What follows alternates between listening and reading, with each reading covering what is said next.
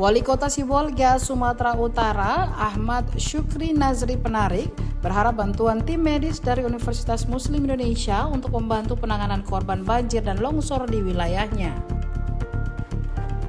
Permohonan bantuan medis itu disampaikan Ahmad Syukri Penarik saat UMI menggelar konferensi pers di Menara UMI, Jalan Urip Sumoharjo, Kecamatan Panakukang, Makassar pada Minggu 7 Desember 2025 sore.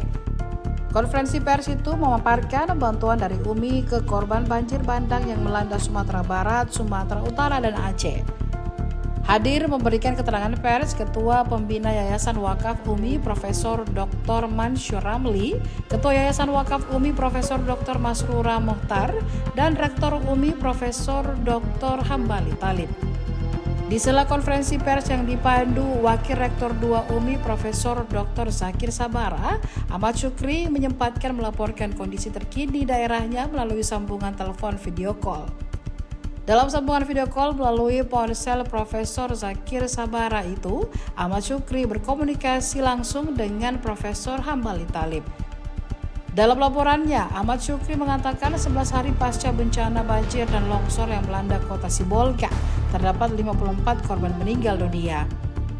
Profesor Dr. Haji Masrura Mohtar yang duduk di samping Profesor Hambali Talib tampak beberapa kali menggelengkan kepala dengan ekspresi wajah prihatin. Selain itu, lanjut Ahmad Syukri, juga terdapat 4.500 warga Sibolga mengungsi akibat peristiwa banjir dan longsor tersebut. Rencananya mungkin 1 minggu kemudian tadi pimpinan Fakultas Kedokteran sudah menyiapkan 4, dan yang turun ini bukan dokter-dokter praktek, ini ahli semua, spesialis, ya, yang bisa melihat apa dari sisi pengembangan penyebaran penyakit itu dia bisa lihat. Jadi yang jelas bahwa kita dengan yang ada sekarang ini akan bergantian nantinya. Kita yang 4 sekarang disiapkan tadi itu 4 lagi, dan itu akan berlanjut ke depan. Punya ada drone juga, Prof ya?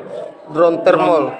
Kalau drone itu tadi kan sudah tadi disampaikan oleh WR2 Prof Zakir bahwa itu sudah modern ya, yang bisa melakukan deteksi jenazah. Iya, itu kan luar biasa. Memang hanya 1 sementara, tapi menurut saya itu kan luar biasa.